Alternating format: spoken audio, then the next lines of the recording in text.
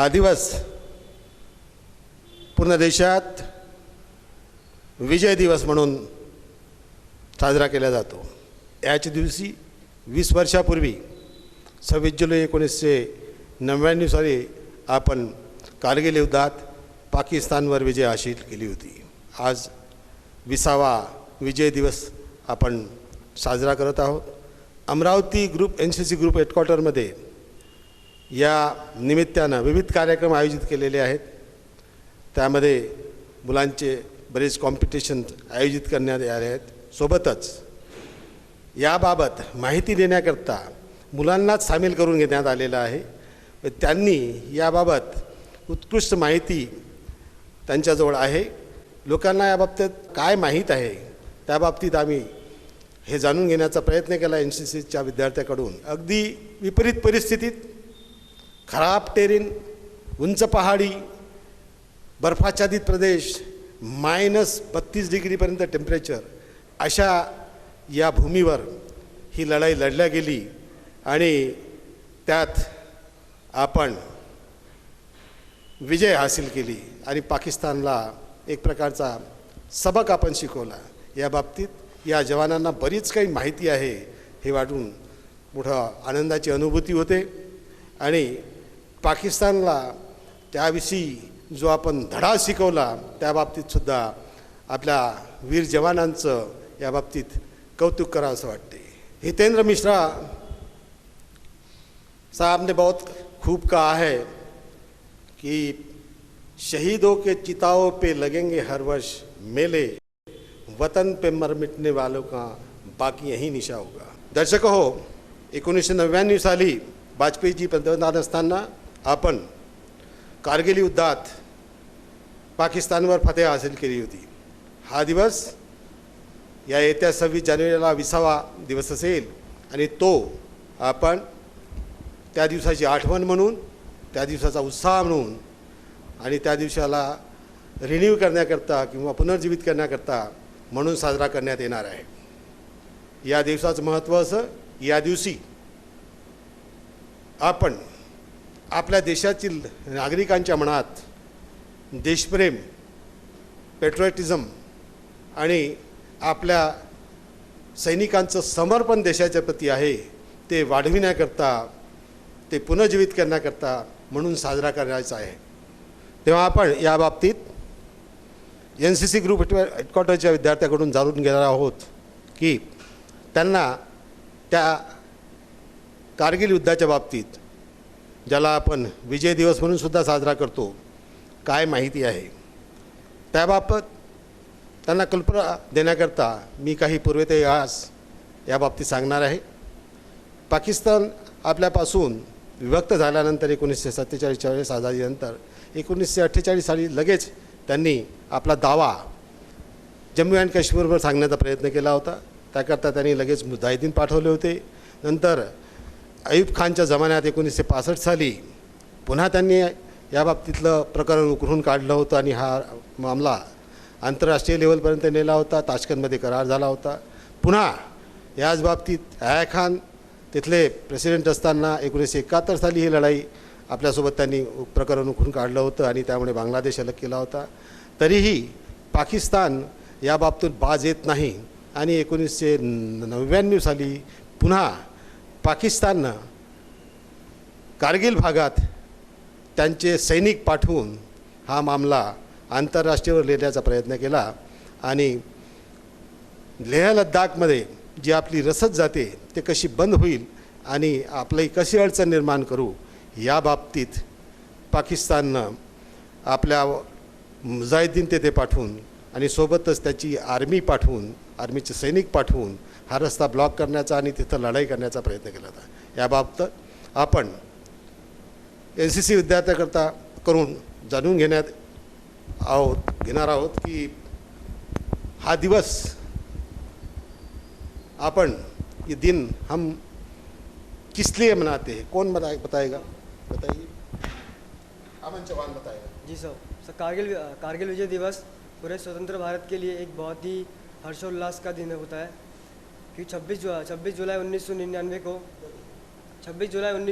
को कारगिल युद्ध की समाप्ति की घोषणा की गई थी और इस जंग को भारत ने जीता था। इस जंग को जीतने के लिए जितने भी जवान शहीद हुए थे और जितने जवानों की वजह से हम ये जंग जीते, उन्हें याद करते हुए हर्ष और उल्लास से हम हर साल 26 जुलाई को कारगिल विजय दिवस मनाते हैं। यानी कि हम इस बारे में बच्चों को काफ़ी पता है कि ये दिन हम उस विजय दिवस के तौर पे मनाते हैं जिस दिन हमने कारगिल युद्ध में फतह हासिल की थी। अभी प्रश्न ये उठता है कि ये युद्ध शुरू हुआ तो किस तरह शुरू हुआ। ये शुरू हुआ पाकिस्तान की घुसपैठ की वजह से। तो ये घुसपैठियों के बारे में पहले जानकारी नहीं मिली, बाद में मिली, कैसे मिली और किसने बताई, इसके बारे में कौन बताएगा? सैयद यास्मीन अली बताएगी। यहाँ पे हम जहाँ हमारा कारगिल सेक्टर है उसमें का यूडो सेक्टर के अंदर हमें जो एक चरवाहा था जिसका नाम ताशी नागवाल था, वो अपनी याक्स को नागवाल तो वो अपनी याक्स को चला रहा था। तो उसमें से एक याक मिसिंग थी। तो जब वो उसे ढूंढने के लिए पहाड़ी पे चढ़ा तो उसने अपने दूरबीन से देखा कि कुछ सेना के आदमी जो कि छुपते छुपाते हमारे एरिया में दखल अंदाजी कर रहे हैं। तो फिर उसने देखा तो उनके साथ भारी भरकम गोला बारूद भी था।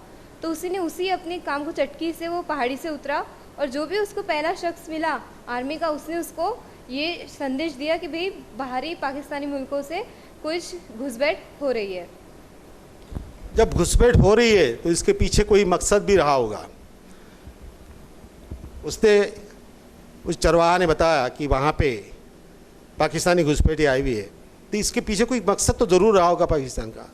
क्या मकसद हो सकता है पाकिस्तान का, इसके बारे में रोहित बताएगा।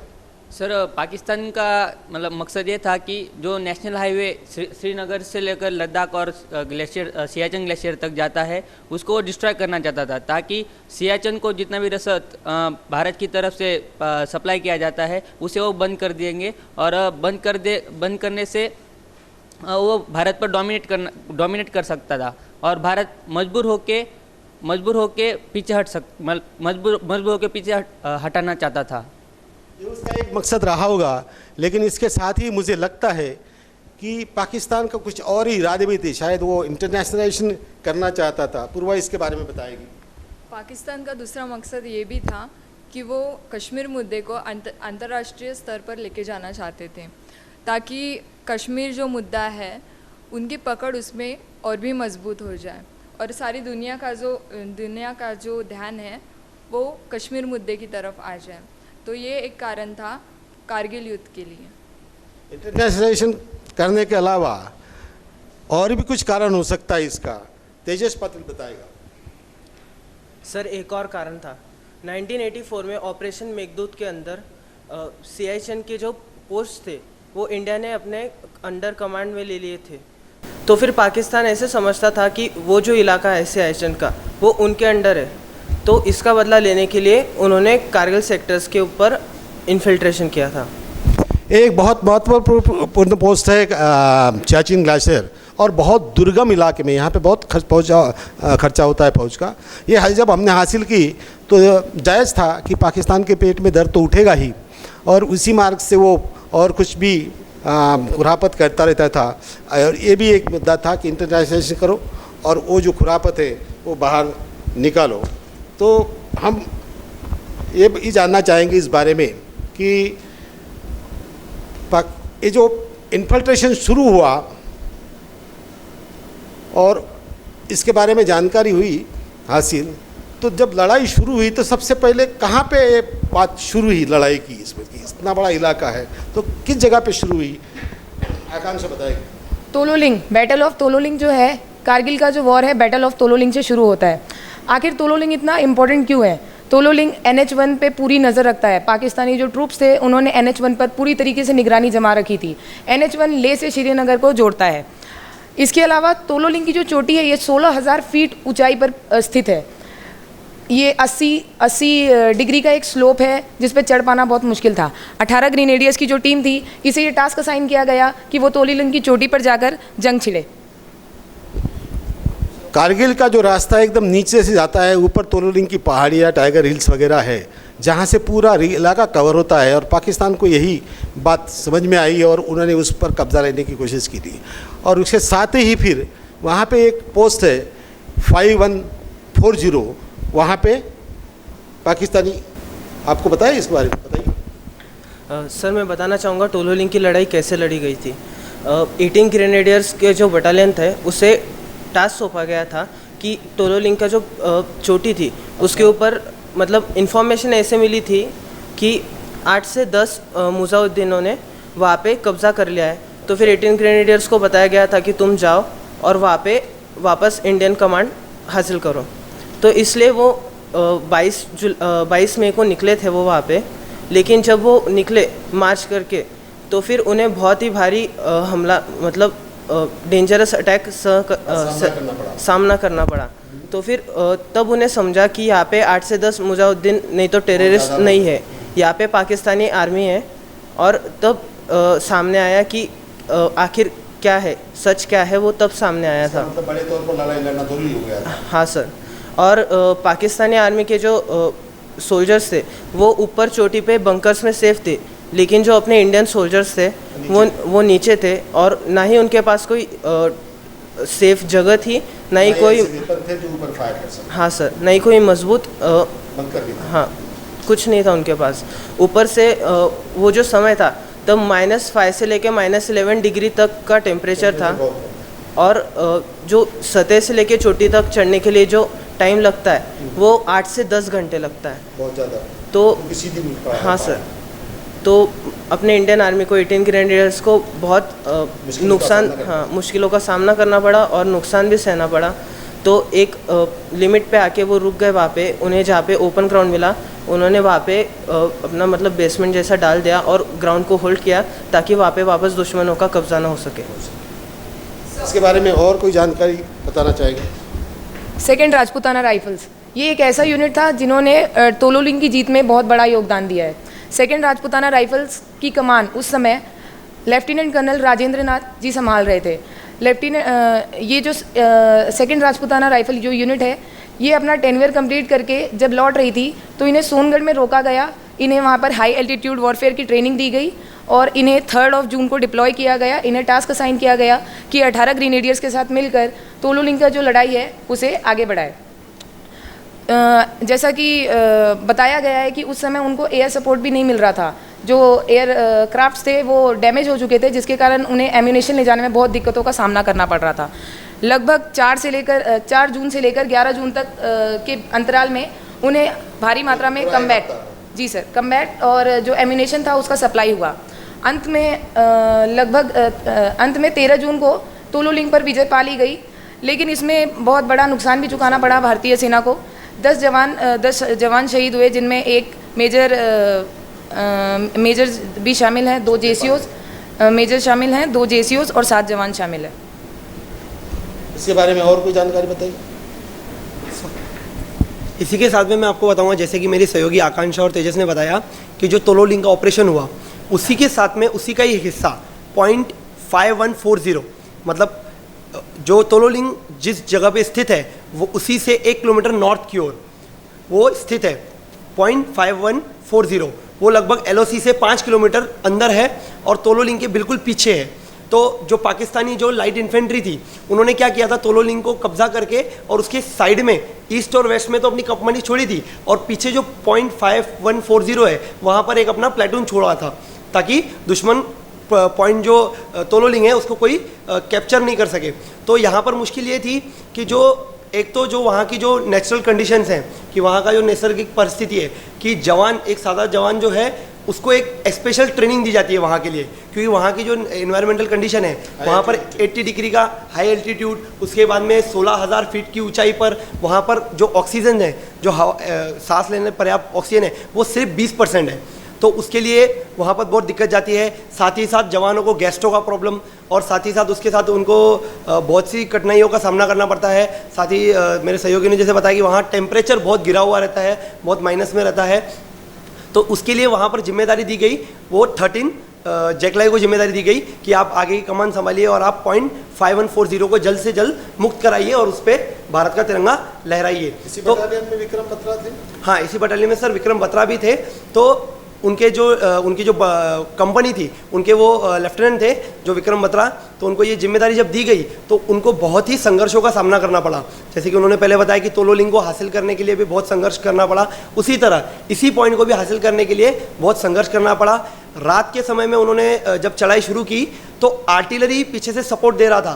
तो आर्टिलरी के जो गोला बारूद है, अक्सर क्या होता है कि जब हम युद्ध पे जाते हैं तो पीछे से समझ लो हमारी इन्फेंट्री चढ़ रही है तो आर्टिलरी इन्फेंट्री रहती है और आर्टिलरी का फायर ऊपर से आगे गिरता है। हाँ, तो 500 मीटर पर अगर हमारे जवान जब तक पहुंच जाते हैं तो आर्टिलरी को बंद किया जाता है ताकि हमारे जवानों का नुकसान ना हो। मगर वहाँ पर जैसे ही उन्होंने आर्टिलरी बंद किया तो दुश्मन को इस बात की खबर लग गई और उन्होंने सामने से फायर शुरू कर दिया। तो इस पर अपनी योग्यता और साहस वीरता का उपयोग करते हुए विक्रम बत्रा जी, लेफ्टिनेंट विक्रम बत्रा जी ने अपने योग्यता का उपयोग कर उन्होंने आर्टिलरी को कहा कि जब तक हम 100 मीटर तक हम पहुंच नहीं जाते, जब तक आप आर्टिलरी को शुरू रखिए। तो इसी तरह फायर बंद ना करें। हाँ, इससे हुआ ये कि हमारे जवान जो थे उनके बिल्कुल नज़दीकी गोले गिरना शुरू हो गए, जिससे उन्होंने अपने जवानों को एक साथ लेकर कहा कि आप क्राउलिंग करते हुए अपने हेलमेट को बिल्कुल टाइटली पकड़िए ताकि आपको कोई मतलब डिफेंस हमको नुकसान ना हो, या गोला ना लगे। और ऐसे करते करते वो रात में क्राउलिंग करते बाकी का जो टारगेट था उन्होंने कंप्लीट किया। और कंप्लीट करते से ही उन्होंने सबसे पहला ग्रेनेड लेफ्टिनेंट के विक्रम बत्रा ने एक बंकर में फेंका और वहाँ पर उन्होंने 4 पाकिस्तानी जवानों को मार गिराया। और इसी साहस के साथ 20 जून 1999 को उन्होंने सुबह 3:30 बजे .5140 पर फतेह हासिल की। और सुबह के वक्त में जब उन्होंने अपने कर्नल को कोड सिग्नल दिया, आर्मी में कोड सिग्नल्स होते हैं, तो कोड सिग्नल में उन्होंने कहा कि ये दिल मांगे मोर, ये दिल मांगे मोर कि उन्होंने ये जीत लिया और भी जीत करना। हाँ, ये दिल मांगे मोर कह के उन्होंने ये कोड सिग्नल अपने कर्नल को दिया। और बाद में जब वो बेस कैंप पर रिटर्न आए तो मीडिया वहाँ मौजूद थी। मीडिया ने उनसे सवाल जब किया और सवाल जवाबों के बीच में उन्होंने इसी शब्द को फिर से दोहराया कि आगे भी आप किस तरह लड़ाई वगैरह कोई ऑपरेशन में ला दो। तो उन्होंने फिर से इस शब्द को रिपीट किया कि ये दिल मांगे मोर। और उसी वक्त वो लेफ्टिनेंट थे, उसी वक्त उनका प्रमोशन भी होना था उसी डेट में, तो वो लेफ्टिनेंट से कैप्टन भी बन गए। Thank you. इसके बारे में और भी कोई प्रकाश डालना चाहेंगे रेणुका के? सर, जैसे मेरे सहयोगी कुणाल ने बताया कि उनकी कारकिर्दी किस तरह से कैप्टन विक्रम बत्रा की, तो मैं 2 किस्सों में सुनाना चाहूँगी। पहला किस्सा है कि 5140 जब मिशन से लौटे थे विक्रम बत्रा और अपनी कंपनी के साथ, वो बहुत थके हुए थे और बीमार थे। फिर उनके कर्नल ने उन्हें आराम करने का आदेश दिया। वो आराम मतलब उन्होंने वो आराम मना कर दिया और आदेश न मारकर उन्होंने मिशन को ज्वाइन किया और उस मिशन को ज्वाइन किया और उसी समय वो अपनी कंपनी के साथ मिशन पर पहुंच गए। उन्होंने वहाँ ग्रेनेड फेंका, पाकिस्तान के बंकर पे ग्रेनेड फेंका और उनके जोश को देखकर उनके साथियों ने भी उनको साथ दिया और आगे चल दिया मिशन। और तो इससे ऑपरेशन को आगे बढ़ाया। तो हमें इससे ये पता चलता है कि अपने कितनी भी कठिन परिस्थितियाँ आए, कितनी भी कठिन ऐसे प्रसंग लड़ाई में आते हैं तो भी डरना नहीं है। अपने लक्ष्य पर ध्यान रखना चाहिए, अपने लक्ष्य पर एक साथ लक्ष्य केंद्रित कर कर हमें आगे बढ़ना चाहिए। दूसरा किस्सा बताना चाहूँगी। 4875 के मिशन के दौरान कैप्टन विक्रम बत्रा ने मिशन के दौरान पाकिस्तानी फायरिंग हो रही थी, तब वो एक बंकर में छिप गए और वहाँ उनके दोस्त, उनके साथी सूबेदार वो आगे निकलने ही वाले थे कि उन्होंने रोक दिया, उन्हें पर हाथ रखा कि आप मत जाइए, मैं जाता हूँ। क्योंकि आपके बाल बच्चे हैं और मैं आगे जाता हूँ, आप रहेंगे। उसी समय वो आगे गए और उन्हें गोली लगी, वो वहाँ पे गिर गए लेकिन उन्होंने फायरिंग करना नहीं छोड़ा। और इस फायरिंग करते करते वो उन्होंने अपना नेतृत्व और लीडरशिप अपनी जो भी साथियों को सिक्योर किया और अपने इसको हम अदम्य साहस कहते हैं। साहस कहते हैं, वो उनकी तरह से वो अपनी लीडरशिप को बहुत अच्छी तरह से निभाया और आगे और RPG 7 के राउंड के फायर में उन्हें वो वीरगति को प्राप्त कर दिए। आप कुछ कहना चाहते हैं? सर उसी के साथ में हमें कैप्टन विक्रम बत्रा से ये भी सिखलाई मिलती है कि दुष्शत्रु से न भागकर, भले ही आपके पास गोला बारूद कम हो या आपके पास एम्यूनेशंस कम हो, लेकिन शत्रु से न भागकर हमें उनका डट कर के मुकाबला करना चाहिए और उसी के साथ साथ खुद की जान से ज़्यादा प्यार करने से ज़्यादा वतन से प्यार करना चाहिए। ये हमें कैप्टन विक्रम बत्रा से सिखलाई मिलती है। तो देखा आपने कि हमारे जवान, हमारे अफसर अपनी जान से भी ज़्यादा अपने देश से प्यार करते हैं और किसी भी अनहोनी का सामना करने के लिए तैयार रहते हैं। अभी तक का आपके सामने जिक्र आया था टाइगर के बारे में और 18 ग्रेनेडियर्स के बारे में। उसके एक जवान राजेंद्र सिंह यादव को परमवीर चक्र भी मिला कि जिसने बुलेट की पूरा हाथ उसका छलनी हो गया था, बायां हाथ, और फिर भी उसने ग्रेनेड से और मुठभेड़ की लड़ाई में उसको गिरा के बंकर को ध्वस्त कर दिया था। उसको परमवीर चक्र मिला है 18 ग्रेनेडियर्स के ही। इसको आपको पता है कि ये जो लड़ाई यहाँ पे लड़ी गई वो बड़े दिक्कत वाले जगह पे और बड़े कठिन टेरेन में लड़ाई लड़ी गई और इसमें सबसे पहले जो 18 ग्रेनेडियर्स आगे गई थी टाइगर के ऊपर पर, तो वहाँ पे बड़े मुश्किलों का उनको सामना करना पड़ा। बड़े मुश्किल जगह पे लड़ाई लड़ी गई। इसके बारे में दीक्षा पाटिल बताएगी। सर कारगिल वॉर में टाइगर हिल का बहुत ज़्यादा महत्व है क्योंकि टाइगर हिल एक ऐसी जगह है, ऐसा पहाड़ है जो ज़मीन से 16,000 फीट ऊपर है और जहाँ से एक नेशनल हाईवे पास आउट होता है जो सियाचिन से श्रीनगर जाके मिलता है। तो और वहाँ पे सबसे पहले पाकिस्तान के जो बंकर्स थे वो जाके छुप गए थे क्योंकि वहाँ से उन्हें नेशनल हाईवे और मिलिट्री हेडक्वार्टर देखने में आसानी होती थी, उनके ऊपर नज़र रखने में आसानी होती थी। और उन बंकर्स को पकड़ने के लिए इंडियन आर्मी ने 2 प्लाटून्स बनाए थे, 18 ग्रेनेडियर्स और 8 सिख। और 8 सिख के जो ब्रिगेडियर थे उन्होंने 18 ग्रेनेडियर्स को उनको कहा था कि एक रिज़र्व कंपनी बना के रखो क्योंकि अगर कभी तुम्हें उनकी ज़रूरत पड़े तो वो कंपनी हम पीछे से भेज सकते हैं। जब वो इस वॉर के लिए गए थे 4 जुलाई 1999 को की सुबह को, और उसमें सबसे बड़ा योगदान जो था वो था नायक योगेंद्र सिंह यादव का। वो जब ऊपर चढ़ने के बाद उन्होंने सबसे पहले तो रस्सी बांधी, जिसकी वजह से उन्होंने सोचा कि भविष्य में अगर जो प्लाटून ऊपर नहीं आ सका है वो प्लाटून समय आने पे ऊपर चढ़ सके। और जैसे ही वो ऊपर गए जो बंकर से उन्होंने फायरिंग शुरू कर दी मशीन गन से और उसमें प्लाटून कमांडर और प्लाटून कमांडर के साथ जो 2 जवान थे वो शहीद हो गए और जो उनको भी गोली लगी, उन्हें कंधे पे 3 गोलियां लगी, जिसके बावजूद उन्होंने जो बचे हुए 60 फीट थे वो चढ़े और ऊपर जाने के बाद जो बंकर है वहाँ पे उन्होंने जो ये ग्रेनाइट फेंका और वहाँ पे 4 पाकिस्तानियों को ढेर कर दिया। वहाँ पे जाने के बाद फिर उन्हें समय मिल गया बाकी प्लाटून को ऊपर चढ़ने का और ऊपर चढ़ने के बाद उन्होंने उनका प्लाटून ऊपर चढ़ा और वहाँ पे जो 8 सिख थे वो ईस्ट साइड को तैनात थे और वहाँ से फिर जब वो ऊपर गए, ऊपर के बंकर में उन्होंने हाथों से ही हाथापाई की, हाँ जिसे गुत्तम गुत्ता कहते हैं। और फिर उसमें भी उन्होंने जो एक बंकर था उसमें से 4 पाकिस्तानियों को मार गिराया। इस दौरान उन्होंने टाइगर हिल पे फतेह हासिल कर दी। दीक्षा ने काफ़ी जानकारी दी। आप शुरू में कुछ बता रहे थे कि इन्फिल्ट्रेशन कैसे हुआ, क्या हुआ, और इसके बारे में हमारे क्या नियम थे, क्योंकि वो लोग तो वहाँ पे बैठे लेकिन हम LOC क्रॉस नहीं कर सकते थे, वैसे कुछ बंधन था हमारे ऊपर। एयर स्ट्राइक के बारे में भी कुछ बंधन थे कि कैसे मदद लिए ना लिए, लेने से क्या होगा क्या नहीं, क्या जानकारी बताएंगे इसके बारे में? सर पहले चीज़ की जो LOC था तो हमारे एयरक्राफ्ट उतने कैपेबल नहीं थे कि वो उसे क्रॉस कर सके। तो हमारी गवर्नमेंट ने डिसाइड किया कि हमारे एयरक्राफ्ट LOC क्रॉस नहीं करेंगे। तो इसी वजह से पाकिस्तान को मतलब उतना चांस नहीं मिला कि कोई वजह नहीं मिली कि वो भी LOC क्रॉस करे, क्योंकि अगर वो LOC क्रॉस करते तो हमारे जो सोल्जर्स थे वो ओपन में थे। तो तो हमको बहुत नुकसान होता, शायद जंग जीतने बहुत मुश्किल होती। तो यही वजह थी एक। मुश्किल हालात में और मुश्किल टेरेन में हमको ये लड़ाई लड़नी पड़ी थी। तो ओवरऑल क्या वजह थी कि जिसकी वजह से हम LOC क्रॉस नहीं कर सकते? उसके क्या रीज़न हो सकते, कौन बता सकता है? बताइए कुणाल।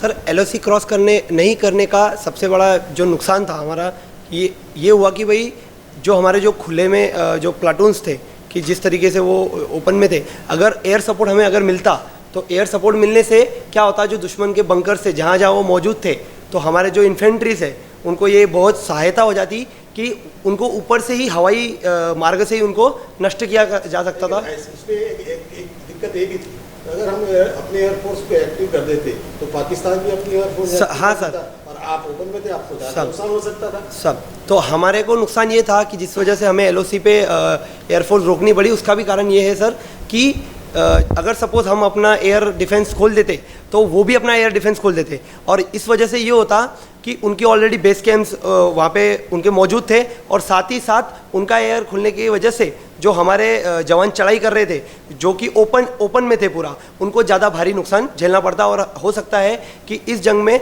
हमें बहुत सारी कैजुअलिटी का सामना करना पड़ सकता था। ये बात सही है कि एक तो टेरेन की डिफ़िकल्टी, फिर LOC क्रॉस नहीं करने वाला अपना इरादा, और साथ में एयर स्ट्राइक अगर हम करते, अगर पाकिस्तान हमारे पास करता तो हमारी बहुत सारा नुकसान। तो ओवरऑल हम कारगिल लड़ाई से जिस हालात में लड़ाई लड़े हैं उससे क्या सबक सीख सकते हैं? सर कारगिल लड़ाई की वजह से और एयर डिफेंस ना यूज़ करने की वजह से मतलब हमने LOC क्रॉस नहीं की, एयर डिफेंस यूज़ नहीं किया और LOC क्रॉस नहीं की। उसके वजह से हमने पूरे देश में नहीं मतलब पूरे जग भर में ये संदेशा भेजा कि भारत एक बहुत ही रिस्पॉन्सिबल देश है। पूरे दुनिया को ये पता चला कि भारत के ऊपर कोई भी दुश्मन एयर स्ट्राइक नहीं करके दुनिया को बता दिया कि हम लड़ाई भी लड़ते हैं तो रिस्पॉन्सिबिलिटी के साथ। हाँ सर, मतलब कि आक्रमण करना है तो करना है। हाँ सर, हमने अपना सिर्फ डिफेंस कायम रखा उसमें। हाँ सर, और अपने संयम दिखाया। हाँ सर, सामने वाला कितना भी एग्रेशन करे, हमने LOC क्रॉस नहीं की, हमने सरहद क्रॉस नहीं की, और हमने मतलब एक शांति प्रिय देश ऐसे संदेशा पूरी दुनिया में दिया कि हम एक जिम्मेवार, एक संवेदनशील, और जो लड़ाई भी लड़े तो नियम के साथ लड़े, जैसे महाभारत में लड़ाई लड़ी गई थी, इस तरह से हमने कारगिल में फतेह हासिल की। इसके बारे में और कोई जानकारी बताना चाहेगा आपके बारे में, इसके बारे में? सर वैसे तो जंग किसी को भी पसंद नहीं होती है, लेकिन जब हमारी देश की रक्षा की बात आती है तो देश के रक्षाओं के लिए हमें हमारी देश के रक्षा के लिए हमारी सैनिकों को जंग लड़नी ही पड़ती है। वैसे ही मई 1999 को कारगिल वॉर हुआ था, और कारगिल युद्ध के वक्त जब अगर ये वॉर हम तब हारते थे तो हमारी नेशनल हाईवे जो कि हमारी सेनाओं की लाइफलाइन है वो हमारे हाथ से चली जाती, और अगर पाकिस्तान अगर उस वॉर को जीतते थे तो बटालिक सेक्टर और द्रास सेक्टर भी हमारे हाथ से चले जाते थे, तो हमारा इसमें बहुत ज़्यादा नुकसान होता। और हमारे उस वॉर में बहुत से नौजवान अधिकारी और सिपाही मारे गए थे जिनकी उम्र तकरीबन 20 से 30 साल तक थी। तो हमारे वो नौजवान और सिपाही भी NCC कैडेट्स थे, तो NCC कैडेट्स को उनसे प्रेरणा मिलती है। और जब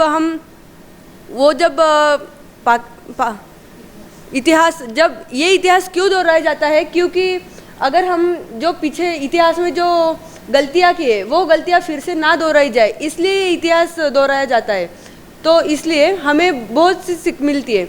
और कैप्टन विक्रम बत्रा जी ने कहा था कि इस वार के वक्त कहा था कि मैं एक तो ये तिरंगा लहरा के आऊँगा या फिर इस तिरंगे में लिपट कर आऊँगा, लेकिन आऊँगा ज़रूर।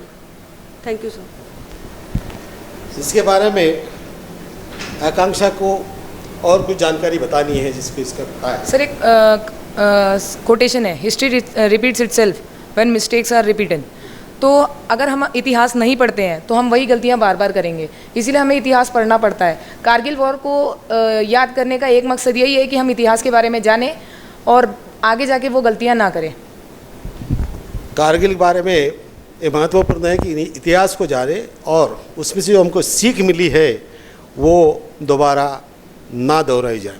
कारगिल एक ऐसा युद्ध है, ऐसा इस तरह लड़ाया गया कि जो डिफ़िकल्ट टेरेन में था, जिसमें भारत ने संयम दिखाया, पाकिस्तान को अपने मशक्क़त में कामयाब नहीं होने दिया, जबकि उनका ये मामला था, मकसद था इसके पीछे कि इसको इंटरनेशनल स्टेज पर लिया जाए और भारत के सामने मुश्किल। इसमें हमारा नुकसान भी बहुत देखा जाए तो हमारे 550 से प्लस लोग मारे गए, लेकिन उनके 3000 के तकरीबन लोग मारे गए इस लड़ाई में। उनका नुकसान जाना, हालांकि ऐसी स्थिति थी जिस जगह पे लड़ाई हुई उसमें हमारा ज़्यादा नुकसान हो सकता। लड़ाई की डिटेल्स हमने आपको बता दिए। इस लड़ाई को एक कविता के रूप में कुणाल प्रस्तुत करेगा। ये सर कट जाए भले मगर तिरंगा ना झुकने देंगे, ये सर कट जाए भले मगर तिरंगा ना झुकने देंगे, सांस भले थम जाए मगर तिरंगा ना झुकने देंगे। 100 क्या 1000 क्या करोड़ों हमारे खिलाफ हो जाए भले, 100 क्या 1000 क्या करोड़ों हमारे खिलाफ हो जाए भले, पर जनगण मन गीत को ना थमने देंगे। दिया बलिदान राणा भगत गुरु सुखदेव आज़ाद बोस ने जैसे, दिया बलिदान राणा भगत गुरु सुखदेव आज़ाद बोस ने जैसे। ज़रूरत पड़ी तो हम भी ये नश्वर शरीर छोड़ देंगे और आज हिमालय की चोटी से समुद्र तट तक प्रण लेते हैं, और आज हिमालय की चोटी से समुद्र तट तक प्रण लेते हैं। दुश्मन के छक्के हम छोड़ देंगे, दुश्मन के छक्के हम छोड़ देंगे। सही बात कही कुणाल ने, दुश्मन के छक्के हम छोड़ देंगे। और कारगिल की इस लड़ाई में सचमुच हमने पाकिस्तान के छक्के छोड़ दिए, पाकिस्तान को अच्छी तरह सबक सिखा दिया। उनका काफ़ी नुकसान हुआ इस लड़ाई में, हालांकि हमारी स्थिति बहुत ख़राब थी, टेरेन बहुत ख़राब था, लेकिन बनिस्बत हमारे सिर्फ 550 लोगों का नुकसान हुआ, उनके कई 3000 से ज़्यादा लोग इसमें शहीद हो चुके हैं। बट प्रश्न ये आता है कि जो पाकिस्तान उसका मकसद हासिल करना चाहता था, इस मुद्दे को इंटरनेशनल लेवल पर ले जाना चाहता था और लेह लद्दाख को अपने जम्मू एंड कश्मीर से थोड़ा सा अलग करना चाहता था, उस मकसद में पाकिस्तान उसको हासिल नहीं कर सका और उसके सचमुच छक्के छुड़ गए। इसी वाक्य के साथ, इसी कुणाल के इस कहने के ऊपर हम आप सबका धन्यवाद करते हुए आज का कार्यक्रम समाप्त हो गया। धन्यवाद।